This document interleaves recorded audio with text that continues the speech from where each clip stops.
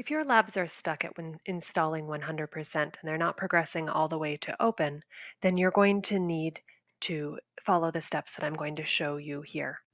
You're going to open a File Explorer on Windows, open your C drive, your users folder, whatever your username in that you're logged in as, and then the app data folder. If you can't see the app data folder, click on the View tab at the top, select the Hidden Items checkbox, and that will allow the app data folder to appear. Then go into your Roaming folder and the BLZ or BeyondLabz Connect folder, depending on when you downloaded the program.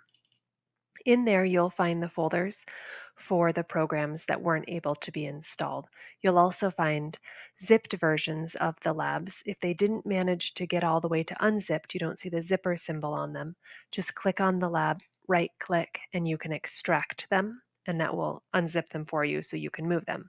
Now open a new window. I right click and select Open a New Window. Move that over, and you just want to have it so you can see program files here. Then you select whatever files you need to move and drag them over into program files. Sometimes you need to provide administrator privilege, either just by selecting continue or with a password.